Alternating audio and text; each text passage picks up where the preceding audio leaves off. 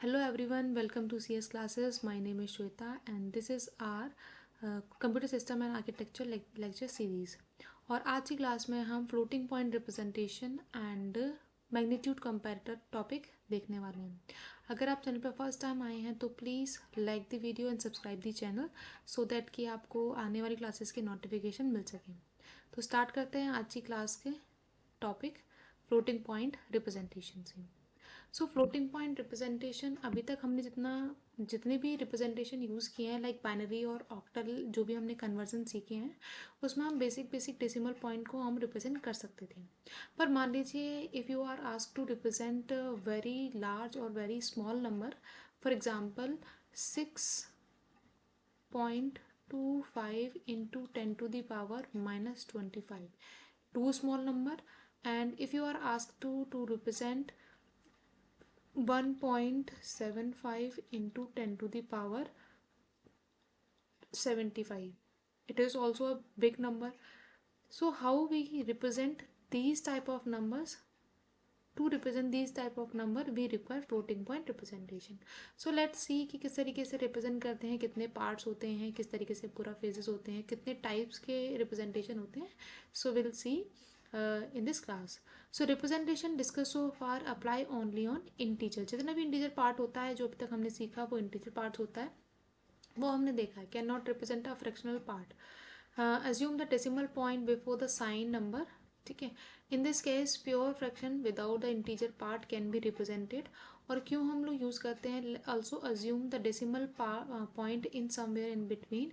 This lacks flexibility and very large and very small numbers can not be represented. तो ये कुछ चीज़ें थी या ये कुछ पॉइंट थे जिसकी वजह से फ्लोटिंग पॉइंट रिप्रेजेंटेशन को हम लोग यूज़ करते हैं.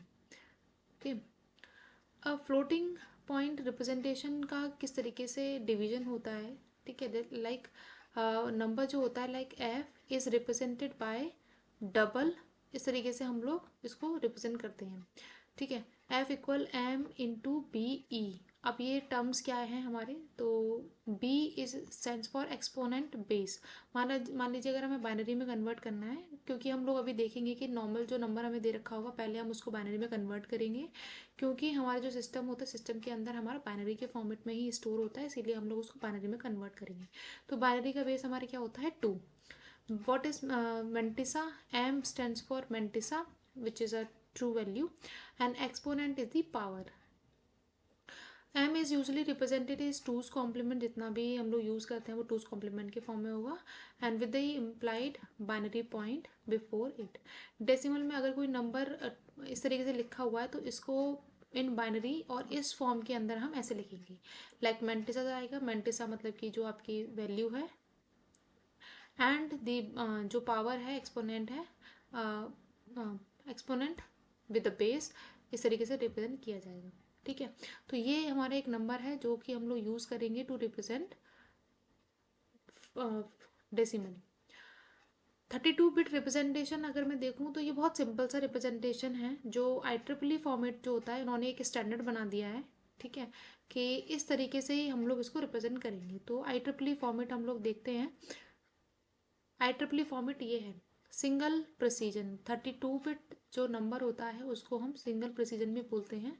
तो उसके अंदर जो डिवीज़न होते हैं वो इस तरीके से होते हैं कि 0 से लेके 22 bits are for the mantissa and 23 to 31 is for 30 is for exponent and sign is for 31.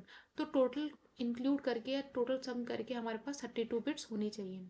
ठीक है, तो यहाँ पर जो होता है वो साइन हम लोग यूज़ कर रहे हैं. अगर 0 होगा तो पॉजिटिव होगा, 1 होगा तो नेगेटिव होगा, जैसे हमने साइन नंबर्स रिप्रेजेंटेशन में देखा हम लोगों ने. एक्सपोनेंट अगर हम बात करें तो bits give the higher range. बहुत बड़ी रेंज हम लोग देख सकते हैं इसके अंदर, क्योंकि हम लोग इसके अंदर एक्सपोनेंट में कितनी बिट्स यूज़ कर रहे हैं. It is from 23 to 30. तो दीज आर 8 बिट्स. ठीक है, तो 2 की पावर 8 मीन्स 128 जो एक्सपोनेंट हैं हम लोग वो रिप्रेजेंट कर सकते हैं यहाँ पर. मेंटिसा मोर बिट्स मीन्स हायर प्रिसीजन. मतलब जितनी ज़्यादा बिट्स होंगी उतना ही मतलब कि एक्यूरेटली हम लोग उसको रिप्रेजेंट कर सकते हैं।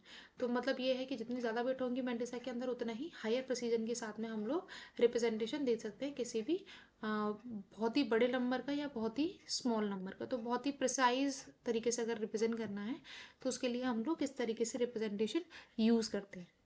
ठीक है, ये एक वैल्यू जो नॉर्मलाइज करके हम लोग इस तरीके से लिखते हैं, this is the actual format जो हम लोग अभी आगे क्वेश्चन जब हम सॉल्व करेंगे तो हम लोग इसी फॉर्म में हम लोग जो है नंबर को रिप्रेजेंट कर रहे होंगे। ठीक है, ये है कुछ एग्जांपल लिए हैं इन्होंने, जैसे ये एक नंबर है। ठीक है, ये नंबर आपको जैसे अभी तो हम लोगों ने कन्वर्ट करना नहीं देखा है, तो ये एक होमवर्क जो है ले लीजिए। जब हम लोग ये पूरा आज की क्लास में मैं क्वेश्चंस दिखाऊंगी आप लोग को, और कैसे उसको सॉल्व करते हैं और कैसे आप उसको रिवर्स करके आप लोग क्रॉस चेक कर सकते हो ये हमारा नंबर सेम आ रहा है या नहीं आ रहा है, और हम लोग इसके बेसिस पे क्रॉस वेरीफाई करना भी सीख जाएंगे। ठीक है, तो एक फॉर्मेट आप लोग देख लीजिए कि इस तरीके से साइन होगा हमारा। साइन मतलब कि अगर 1 है मतलब इट इज़ नेगेटिव। और किस तरीके से हम लोग एक्सपोनेंट कैलकुलेट करते हैं, this is the power of base 2, and this is a mantissa, जो एक्चुअल हायर प्रिसीजन की बात जो हम लोग कर रहे हैं कि किस तरीके से पॉइंट्स में जो वैल्यू होंगी उसको हम कैसे रिप्रेजेंट करेंगे मेंटिसा के फॉर्म में। ठीक है, तो इस तरीके से हम लोग इसको लिखते हैं। जैसे यहाँ पर लिखा हुआ है ये नंबर तो खैर इन्होंने बता ही दिया है कि 1 है तो 1 is stands for negative number, and 1 जो एक्सपोनेंट हमारा ये है 1 0 0 0 1 1 0 0 माइनस किया है 1 1 1, क्योंकि हमारा 127 है यहाँ पर। तो 127 जो होता है एक्सपोनेंट होता है 32 बिट, बायस होता है, सॉरी बायस होता है, तो वो 32 बिट के अंदर होता है। तो वो हमें माइनस किया है हमने इसके अंदर से, जितना भी रिमेनिंग बचेगा वो हम लोग यहाँ पर लिखा हुआ है हमने। और ये मेंटिसा हमने कैसे कैलकुलेट किया है, जितना भी हमें नंबर ये जो नंबर दे रखा है उसको हम लोग नॉर्मलाइज फॉर्म में लिखते हैं, and then we convert into a decimal कि क्या वैल्यू पॉइंट आ रही है। तो this is the number actual in the decimal. ठीक है, इसको आप हैंड्स ऑन भी करके देखेंगे जब मैं आपको पूरा प्रोसेस बता दूंगी। ठीक है, तो let's see the example, few example जो हम लोग देखने वाले हैं। ठीक है,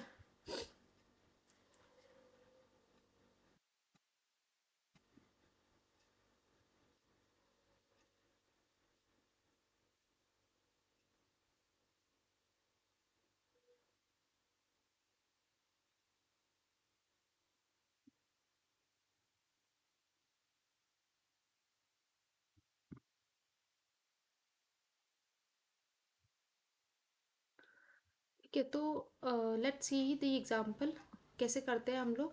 तो मैंने ये कुछ एक क्वेश्चन लिया है, और क्वेश्चन का जो भी पूरा फॉर्मेट जो हो सकता है वो सारी चीज़ें मैंने यहाँ पर लिखी हुई हैं। तो लेट्स सी कि किस तरीके से हम लोग कन्वर्ट करते हैं।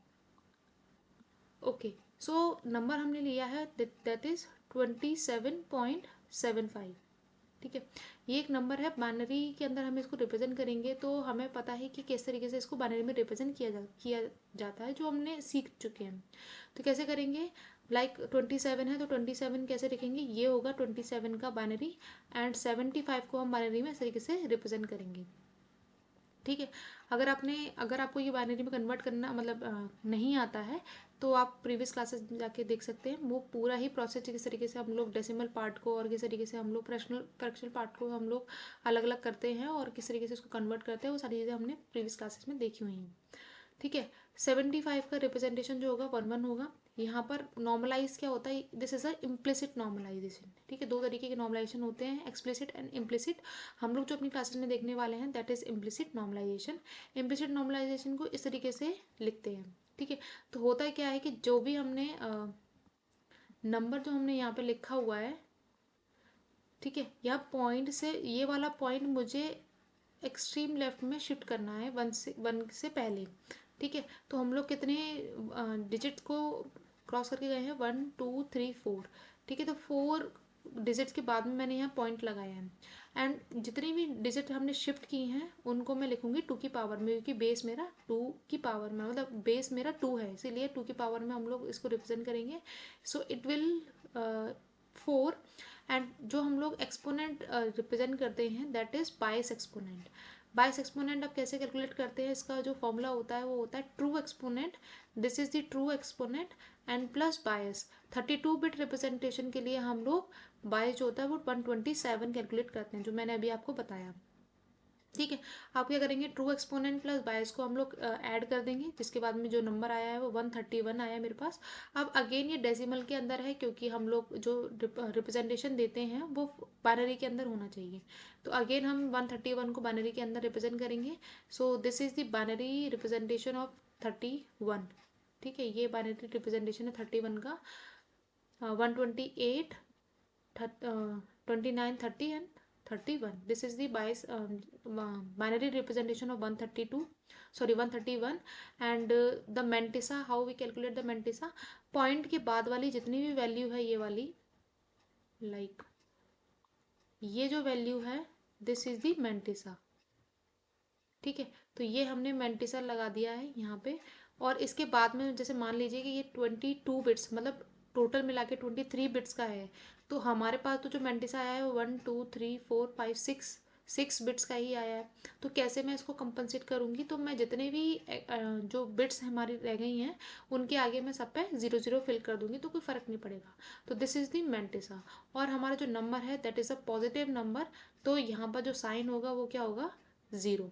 ठीक है, तो इसको किस तरीके से लिखेंगे हम इसके फॉर्म में, तो यहाँ पर आ जाएगा 0, एक्सपोनेंट क्या है 1 0 0 0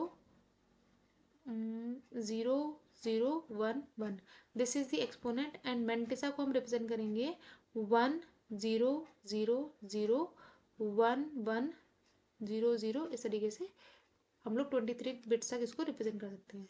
तो इस तरीके से हम लोग इसको डेसिमल से, जो नॉर्मल नंबर होता है हमारा, उसको हम कैसे फ्लोटिंग पॉइंट रिप्रेजेंटेशन में कन्वर्ट करते हैं, this is the whole process. ठीक है, अब कितने टाइप्स के हम लोग ये फ्लोटिंग पॉइंट रिप्रेजेंटेशन यूज़ करते हैं वो हम लोग देखते हैं यहाँ पर, फ्लोटिंग पॉइंट रिप्रेजेंटेशन। तो अगर हम लोग बात करें हाफ प्रेसिजन की, तो ये होता है टोटल 16 बिट्स का। ठीक है, अगर हम इसमें सिग्निफिकेंट बिट्स देखें जो मेंटिसा को रिप्रेजेंट करने के लिए यूज़ की जाती है, that is 11 and the for exponent it is 5। ठीक है, जो बायस एक्सपोनेंट हम लोग कैलकुलेट करते हैं दिस इज 15। और इस तरीके से हमारा जो फॉर्मेट रहता है वो फॉर्मेट सबके लिए सेम ही रहेगा, साइन बिट होगा, एक्सपोनेंट होगा एंड मेंटिसा होगा। 32 बिट रिप्रेजेंटेशन अगर हम बात करें तो ये 32 बिट्स का होता है, इसको सिंगल प्रेसिजन बोलते हैं। इसकी जो सिग्निफिकेंट बिट, मतलब कि जो हमारी टोटल जो बिट होगी, ठीक है, सिग्निफिकेंट बिट, वो हमारी 24 होगी, जिसके अंदर साइन बिट इंक्लूड है। एंड एक्सपोनेंट होगा हमारा, वो एक्सपोनेंट होगा 8 का। एंड जो बाईस हमने देखा, जो क्वेश्चन सॉल्व किया था उसमें बाईस कितना था, 127, which is for 32 bit representation. तो अगेन ये फॉर्मेट हमारा सेम ही रहेगा। जो हमारा डबल बिट या डबल प्रेसिजन जो फ्लोटिंग पॉइंट रिप्रेजेंटेशन होता है वो 64 बिट्स का होता है। इसके अंदर significant bit 53 including the sign and exponent is 11। अगर हम इसका बायस देखेंगे तो बायस होता है हमारा 1023। इस तरीके से हम लोग कैलकुलेट करते हैं। जो आपको करना है दैट इज ये binary 32 bit representation single precision. और आप थोड़ा सा आइडिया ले सकते हैं हाफ प्रेसिजन का। हाफ प्रेसिजन में क्या होगा कि 10 बिट जो होंगे वो हमारी मेंटिसा के लिए होंगी, one bit is for sign bit and exponent is all about 5 bit. तो हमारा जो अगर मैं बायस कैलकुलेट करूँगी तो जो बायस एक्सपोनेंट कैलकुलेट करूँगी तो कैसे करूँगी, ट्रू एक्सपोनेंट प्लस बायस। तो बाईस की वैल्यू क्या है 15, प्लस जितना भी हमारी 2 की पावर में वैल्यू आती है उसको ऐड करने के बाद में जो वैल्यू आएगी that is the exponent value. ठीक है, तो ये हाफ प्रेसिजन देख सकते हो, सिंगल प्रेसिजन देख सकते हो। डबल प्रेसिजन इतना क्वेश्चन में आता नहीं है और ये तो बिल्कुल ही आउट है। ठीक है, पर आप लोग एक इन्फॉर्मेशन लेने के लिए कि टाइप्स ऑफ IEEE रिप्रेजेंटेशन कितने टाइप्स के हो सकते हैं, कितना बड़ा नंबर हम लोग इसके अंदर रिप्रेजेंट कर सकते हैं, तो कितना बड़ा या कितना छोटा नंबर, वो सारी चीज़ें हम लोग इसके अंदर देख सकते हैं। Different types of representation format यहाँ पर जैसे हमने अभी देखे कि 3 पार्ट्स के अंदर हम लोग इसे डिवाइड करके चलते हैं। ठीक है, तो किस तरीके से रिप्रेजेंटेशन यूज़ की जाता है, अगर मान लीजिए सारे एक्सपोनेंट की वैल्यू जो है बिट्स हैं वो सारे 0 हो जाए, या सारे एक्सपोनेंट की जो बिट्स की वैल्यू है वो 1 हो जाए। ठीक है, तो उन केसेस में क्या क्या चीज़ें इफेक्ट करेंगी या क्या चेंजेस आते हैं और किस वैल्यू को वो रिप्रेजेंट करते हैं, लेट्स सी हियर। ठीक है, तो यहाँ पर जो साइन बिट अगर हमारी 0 है और एक्सपोनेंट भी सारे 0 हैं, मेंटिसा भी 0 है, तो इट इज़ पॉजिटिव 0। अगर हमारी साइन बिट 1 है, एक्सपोनेंट 0 0 और मेंटिसा भी ऑल 0, तो ये जो हो जाएगा, क्योंकि साइन हमारा प्लस है मतलब कि नेगेटिव नंबर, इसका मतलब ये है कि ये नेगेटिव 0 को रिप्रेजेंट कर रहा है। ठीक है, जैसे हमने साइन मैग्नीट्यूड के अंदर देखा था, पॉजिटिव और नेगेटिव 0 के 2 रिप्रेजेंटेशन आते हैं, तो सेम चीज़ हमारा यहाँ पर हो रहा है। अब क्या है कि मान लीजिए एक्सपोनेंट सारा 1 हो जाता है, साइन बिट 0 है, तो उस केसेस में जो मेंटिसा है, मेंटिसा भी 0 है, तो इसको हम लोग जो रिप्रेजेंट कर रहे हैं that is positive infinity. Infinity ऐसा कोई नंबर नहीं होता है, पर एक सिंबलाइज कर दिया है कि अगर नंबर चलते ही जा रहे हैं या बहुत बड़ी वैल्यू है, ठीक है, दिस इज पॉजिटिव इन्फिनिटी। तो अगर हमारा जो एक्सपोनेंट है सारे 1 हो जाते हैं तो दिस इज पॉजिटिव इन्फिनिटी। अगर हम बात करें साइन अगर 1 हो जाता है, एक्सपोनेंट भी सारे 1 हैं पर मेंटिसा सारे 0 हैं, तो इसको हम बोलेंगे नेगेटिव इन्फिनिटी। ठीक है, क्योंकि साइन हमारा 1 है। एक जो नॉर्मल नंबर होगा वो कैसे हो सकता है, साइन कोई भी हो सकता है, 0 हो सकता है, 1 हो सकता है, एक्सपोनेंट अगर सारे 0 हैं और मेंटिसा नॉट इक्वल 0, तो ये क्या बताएगा, डी नॉर्मलाइज और फ्रैक्शनल पार्ट। अगर मेरा साइन 0 है या 1 है और एक्सपोनेंट सारे ही 1 हैं पर मेंटिसा जो है वो नॉट इक्वल 0 है, तो ये जो बताएगा, ये बताएगा नॉट अ नंबर, कोई नंबर ऐसा रिप्रेजेंट नहीं होता। अगर हमारा साइन बिट 0 और 1 में से कुछ कुछ भी हो, exponent not equal 0, exponent equal 0 भी नहीं है, मतलब 0 से बड़ा है, और एक्सपोनेंट लेस देन है 256 ठीक है, अगर ये 255 से छोटा है, तो हम लोग बोल सकते हैं एक वैलिड इम्प्लिसिट नॉर्मलाइज फॉर्म जो है हम लोग इसके अंदर रिप्रेजेंट कर सकते हैं, जहाँ पर एम की वैल्यू, मेंटिसा की वैल्यू कुछ भी हो सकती है। ठीक है, तो इस तरीके से different different types of representation हम लोग यूज़ करते हैं। अगर साइन की वैल्यू ये होती है या एक्सपोनेंट सारे 0 होते हैं, मेंटिसा सारे 0 होते हैं, तो उस केसेस में कौन सी वैल्यू को ये रिप्रेजेंट कर रहा है, तो इस तरीके से हम आइडेंटिफाई कर सकते हैं। नेक्स्ट आता है कि आपकी जो जैसे हमने अभी टाइप्स ऑफ रिप्रेजेंटेशन के फॉर्मेट देखे, उसमें यही लिखा हुआ है कि हाफ प्रिसीजन जो है वो 16 बिट का होता है, 1 bit for sign, 5 bit is for exponent and 10 bit is for mantissa. Single precision के लिए हमने देखा कि एक 1 बिट साइन के लिए होती है, साइन के लिए हमेशा 1 बिट होगी, वो तो हम लोग अलग अलग करके ही चलते हैं। उसके बाद में जो एक्सपोनेंट के लिए होंगी वो 8 बिट होंगी, और जो मेंटिसा के लिए होंगी वो 23 बिट्स होंगी। फिर डबल प्रिसीजन के लिए आ जाता है ये 11 और 52, और एक्सटेंडेड प्रिसीजन के लिए हम लोग 15 bits is for exponent and 112 bit is for mantissa. ठीक है, लेट्स सी कि किस तरीके से फ्लोटिंग पॉइंट अभी हमने एक रिप्रेजेंटेशन यूज़ किया है। ठीक है, किस तरीके से हम लोग कन्वर्ट करते हैं या रिप्रेजेंट करते हैं फ्लोटिंग पॉइंट रिप्रेजेंटेशन। यहाँ पर भी थोड़ा सा आइडिया हम ले लेते हैं कि अगर न्यूमेरिकल फॉर्म है तो हम लोग किस तरीके से रिप्रेजेंट करते हैं, जिसमें sign, mantissa and exponent as be discuss here, कि किस तरीके से हम लोग यूज़ करते हैं। पर एनकोडिंग अगर हम करते हैं, जैसे बाइनरी के फॉर्म में अगर हमें इसे रिप्रेजेंट करना है, क्योंकि हम लोग ये वाला फॉर्मेट हम लोग यूज़ करते हैं, तो इसमें जो हम लोग अगर लिखेंगे तो उसमें कैसे लिखते हैं, तो एमएसबी जो होगी, एमएसबी क्या होती है, मोस्ट सिग्निफिकेंट बिट। ठीक है, तो ये क्या होगी हमारी एमएसबी, मोस्ट सिग्निफिकेंट बिट। इसको मोस्ट सिग्निफिकेंट बिट जो होगी वो हमारी साइन को रिप्रेजेंट कर रही होगी। उसके बाद में हमारा आता है exponent, this is the exponent, EXP. EXP जो होता है वो एनकोड करते हैं हम एक्सपोनेंट को। ठीक है, एक्सपोनेंट को एनकोड करने के बाद में जो हमारे पास वैल्यू आती है दैट इज द एक्सपोनेंट।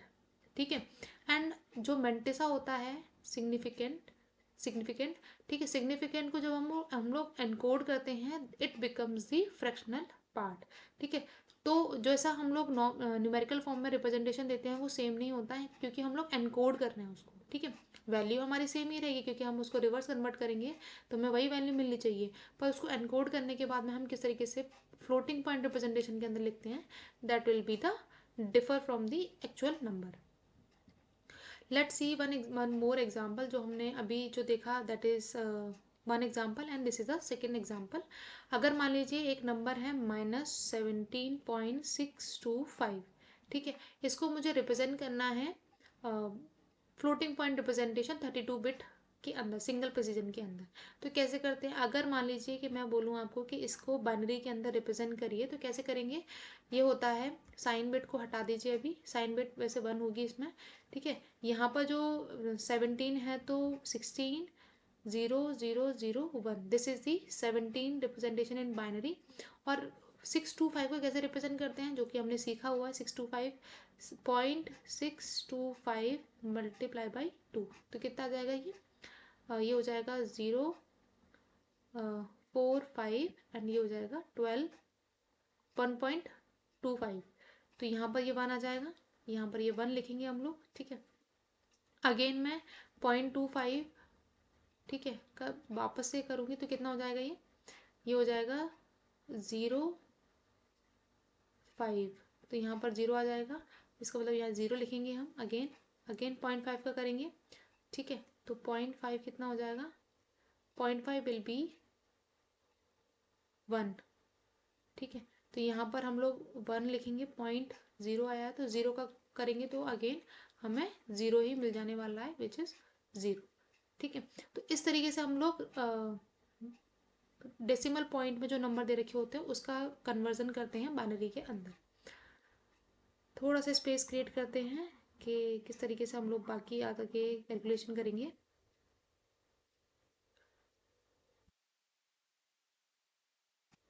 अब यहाँ पर जैसे हमने बाइनरी के अंदर रिप्रेजेंटेशन तो कर लिया है इसका. अब मैं इसको किस तरीके से नॉर्मलाइज करूँगी या कैसे 32 बिट रिप्रेजेंटेशन के अंदर इसको रिप्रेजेंट करेंगे. तो अब करना क्या है, हमें पता है 22 कितना होता है हमारा, 22 होता है 32 बिट के अंदर 127. और मैं एक्सपोनेंट कैसे कैलकुलेट करती हूँ, एक्सपोनेंट मतलब 22 exponent equals to true exponent plus 22. True exponent मेरे को कैलकुलेट करना है, तो ट्रू एक्सपोनेंट कैसे कैलकुलेट करेंगे, ये पॉइंट है, इसको एक्सट्रीम लेफ्ट लेके जाना है 1 के पास में. तो कितने बिट्स में शिफ्ट कर रही हूँ, 1.0001 1010. ठीक है, ये मैंने रिसिफ्ट किया है. और पावर कितनी आएगी, 2 की पावर 4. तो अब मैं इसको 22 कैसे कैलकुलेट करूँगी, 4 प्लस 22 कितना है 127. It will become 131. ठीक है, इसका मुझे रिप्रेजेंटेशन करना है बाइनरी के अंदर, तो कैसे करूँगी, 131 को 131 हो जाएगा मेरा 128 एंड 0011 1248 16 32 64 128. तो ये हो जाएगा 128 29 30 31. ठीक है, इस तरीके से आप इसको क्रॉस चेक भी कर सकते हो. ठीक है, ये हो जाएगा रिप्रेजेंटेशन इन बाइनरी ऑफ 131. ये हो जाएगा एक्सपोनेंट.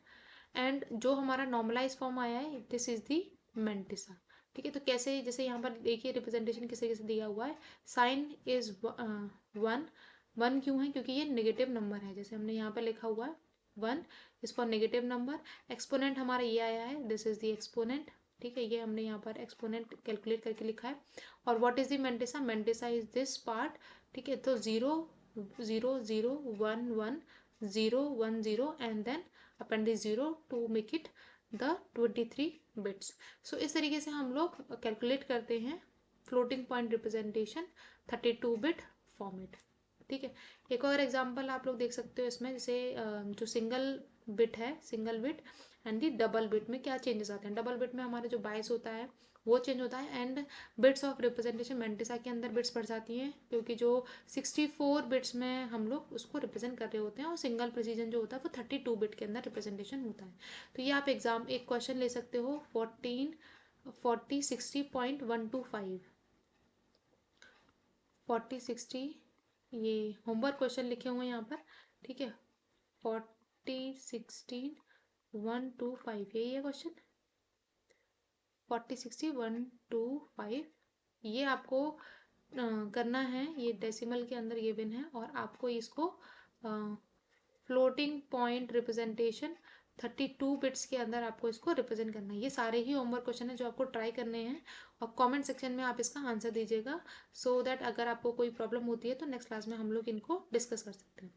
ठीक है, एक बहुत ही इंटरेस्टिंग सा क्वेश्चन है. मान लीजिए अभी तक जो हमने नंबर देखे हैं तो उसमें पॉइंट के पहले भी कोई नंबर होता है, पॉइंट के बाद में भी कोई नंबर होता है, और उसको हम लोग रिप्रेजेंट करते हैं बाइनरी के अंदर. And then we will format it into a particular या रेस्पेक्टिव फॉर्मेट, लाइक 32 बिट हमने अभी देखा है. इसको देखिए, ये कोई क्वेश्चन दे रखा है 0.75 माइनस में है, इसको किस तरीके से रिप्रेजेंट करेंगे, ठीक है। तो यह किस तरीके से फॉर्मेट रहेगा इसमें, तो लेट्स सी 0.75 को कैसे रिप्रेजेंट करते हैं हम लोग। 0.75 मल्टीप्लाई बाई 2 तो कितना हो जाएगा ये 0, 4.1 तो ये जाएगा 1, ठीक है। एंड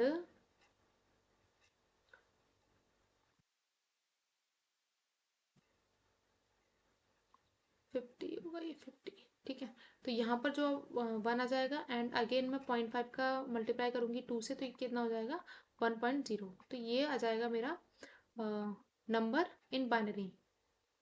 इसको हटाओ। So what will be the number in binary, ये हो जाएगा माइनस, या माइनस का साइन हो जाएगा 1, ठीक है। इसको माइनस को रहने देते हैं हम लोग, ठीक है। ये हो जाएगा -1 और इसको हम लोग रिप्रेजेंट करेंगे 0.11। अब मुझे ये करना है, इसको नॉर्मलाइज करना है, तो नॉर्मलाइज कैसे करते हैं हम लोग 1.1, इसका मतलब मैं पॉइंट को इधर लेके गई हूँ तो 2 की पावर -1। अब जो हमारा बाइस एक्सपोनेंट हम लोग कैसे कैलकुलेट करते हैं, 32 बिट रिप्रेजेंटेशन में मेरे को इसको लेके जाना है, तो -1 प्लस 127 तो ये कितना हो जाएगा 126। और 126 को कैसे लिखेंगे हम लोग, 126 को हम लोग लिखते हैं 0 1 1 1 1 1 1 0, ये हो जाएगा 26 इन बाइनरी, ये हो जाएगा मेरा एक्सपोनेंट, ठीक है। एंड ये हो जाएगा मेंटिसा, और साइन क्या है हमारा, साइन हो जाएगा माइनस, मतलब माइनस है तो ये हो जाएगा 1। सो इन सिंगल बिट मतलब 32 बिट रिप्रेजेंटेशन के अंदर हमारा ये हो जाएगा मतलब साइन 1, और जो हमने अभी कैलकुलेट किया है this is the exponent 0 1 1 1 1 1 1 0 which is a 26 and this is the mantissa. अगर मुझे मुझे इसको डबल के अंदर रिप्रेजेंट करना है तो डबल के अंदर ये आ जाएगा, ठीक है। And this is the mantissa. तो again it is a simple, अगर हमें एक बार में प्रोसेस समझ में आ जाता है कि किस तरीके से रिप्रेजेंटेशन करते हैं, तो आप आराम से कोई भी नंबर आपको दे दिया जाएगा आप आराम से करके ले जाओगे। ये कुछ एग्जांपल हैं जो आप लोग को सेल्फ ट्राई करने हैं, ठीक है। बाकी एक थोड़ा सा आइडिया मैं आपको मैग्नीट्यूड कंपैरेटर का दे देती हूँ, ठीक है। लाइक मान लीजिए अगर हम लोग कंपैरिजन करते हैं तो कितने पॉसिबल कंपैरिजन हम लोग कर सकते हैं किसी भी नंबर की। तो या तो कोई नंबर, जैसे मान लीजिए जैसे मैं अगर एक दो एरो बना दूँ आपको आपके सामने, तो मैं पूछूं कि कितने कंपैरिजन हो सकते हैं, तो हम लोग ऐसा बोल सकते हैं कि ए जो है वो बी से बड़ा है, ए ग्रेटर देन बी, ठीक है। या फिर अगर मान लीजिए मैं इसको, या फिर ऐसे लिख सकते हैं हम लोग कि थोड़ा सा चेंज करते हैं इसको, या फिर यहीं पे लिखती हूँ, या फिर मैं ऐसे कर दूँ इसको कि दो हैं ए एंड बी, तो मैं इस केस में क्या लिख सकती हूँ ए इक्वल बी। और अगर मान लीजिए कि ए छोटा है बी बड़ा है, तो इस केस में लिख सकती हूँ मैं कि A is less than B. तो ये कुछ पॉसिबल कंपैरिजन हो सकते हैं अगर हम दो नंबर की बात करें। तो इन्हीं का थोड़ा सा एग्जांपल लेके हम लोग देखते हैं कि अगर दो नंबर मेरे को दे दिए जाए तो मैं उनको कैसे कंपेयर करूँगी। तो let's see here with the example कि किस तरीके से हम कंपैरिजन या मैग्नीट्यूड कंपैरेटर कैसे डिज़ाइन करते हैं, ठीक है। तो क्या टॉपिक है हमारा, मैग्नीट्यूड कंपैरेटर। मान लीजिए 2 बिट है मेरे पास, दो या दो नंबर है मेरे पास, एक है A and B. Single bit comparison हम लोग बनाएंगे, सिंगल बिट कंपैरेटर, ठीक है। सिंगल बिट में मतलब कि एक बिट हमारी ए के अंदर होगी, एक बिट हमारी बी के अंदर होगी। मान लीजिए एक एक बिट है तो टोटल पॉसिबल बिट कितनी होंगी 2 होंगे, कितने में बाइनरी के अंदर रिप्रेजेंटेशन दे रहे हैं, तो टोटल पॉसिबिलिटीज कितनी होंगी हमारे पास 4। तो क्या पॉसिबिलिटी होंगी 0 0 0 1 1 0 1 1। अगर मैं इनको डेसिमल के अंदर देखूं तो ये नंबर क्या रिप्रेजेंट कर रहे हैं, ये नंबर मेरे को रिप्रेजेंट कर रहा है 0 1 2 एंड 3, ठीक है। लेट्स सी कि कंपैरिजन जो होंगे उनको कैसे लिखेंगे हम, ए ग्रेटर देन बी लिख सकते हैं, एक में लिख सकती हूँ ए इक्वल बी, एंड एक में लिख सकती हूँ ए लेस देन बी।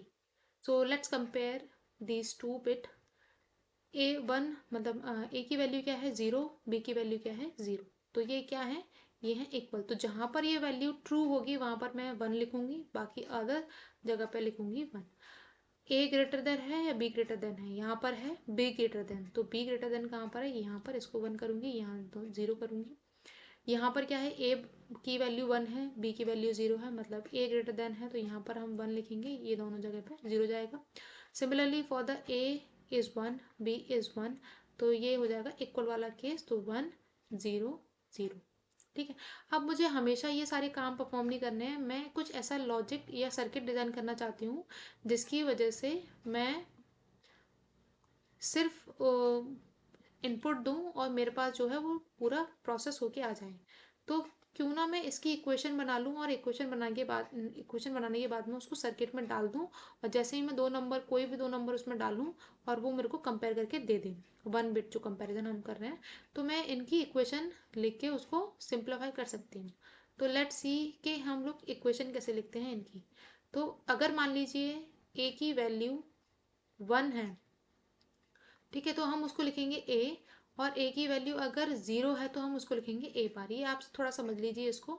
ठीक है, बाकी अगर जैसे जैसे हम लोग क्वेश्चंस वगैरह करेंगे आगे, कंप्यूटर आर्किटेक्चर और देखेंगे आगे, तो उसमें हम लोग बहुत सारी चीज़ें या बहुत सारे एक्सप्रेशन ये सॉल्व करेंगे, सिंप्लीफाई करेंगे, तो आपको आराम से समझ में आ जाएगा। आप भी थोड़ा सा स्टार्टिंग होगा तो थोड़ा सा आप इसको याद कर लीजिए कि अगर ये की वैल्यू, जिसकी वैल्यू 1 है तो उसको हम लोग सिंपल जैसे लिटरल दे रखा है वैसे ही यूज़ करेंगे, और अगर वो 0 दे रखा है तो उसको हम कॉम्प्लीमेंटेड फॉर्म में यूज़ करेंगे।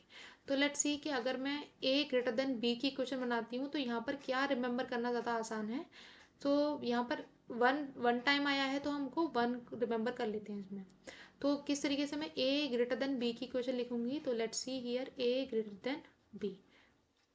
इसका कॉम्बिनेशन क्या है ए ग्रेटर देन बी का, यहाँ पर ये देखिए कि ए ग्रेटर देन बी मेरे को कहाँ मिल रहा है, जहाँ पर ए की वैल्यू 1 है, बी की वैल्यू 0। तो मैंने अभी आपको बताया कि अगर किसी की वैल्यू 1 है तो हम लोग उसको एज इट इज़ लिखेंगे, लाइक ए इक्वल 1, तो हम लिखेंगे ए। ठीक है, बी की वैल्यू 0 है तो बी क्या लिखेंगे हम लोग, बी बार। तो लिख दीजिए यहाँ पर A B bar, this is the equation for A greater than B. Let's see for the A equal B.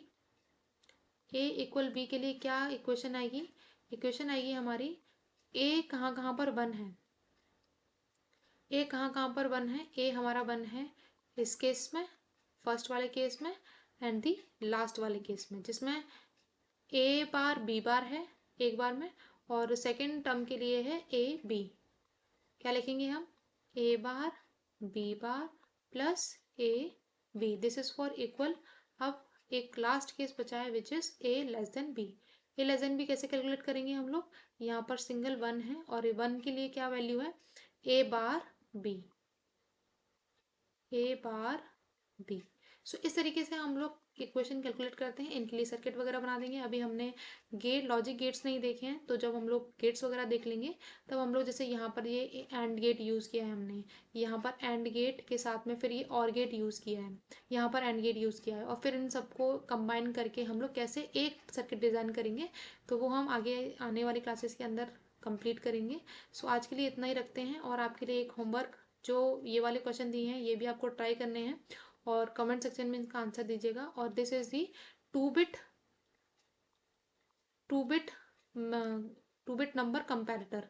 ठीक है, तो इनकी जो है टेबल तो हम लोगों ने यहाँ देख ली है, टेबल ये पूरी बना दी है, क्योंकि 2 बिट हैं तो मतलब कि ए के अंदर भी 2 बिट होंगी, बी के अंदर भी 2 बिट होंगी, तो ये कितना टोटल बिट बनेगा, 2 की पावर 4 इज 16। तो ये 16 कॉम्बिनेशन हमने यहाँ लिख के रखे हुए हैं। आपको क्या करना है, आपको इनके लिए इक्वेशंस लिख के लेके आनी है। ठीक है, आप ट्राई करिएगा, अगर नहीं होता है तो नेक्स्ट क्लास में हम लोग इंक्लूड कर लेंगे। अगर कोई प्रॉब्लम होती है तो कमेंट सेक्शन में ज़रूर लिख के बताएं। ठीक है, मिलते हैं नेक्स्ट क्लास में, बाय बाय।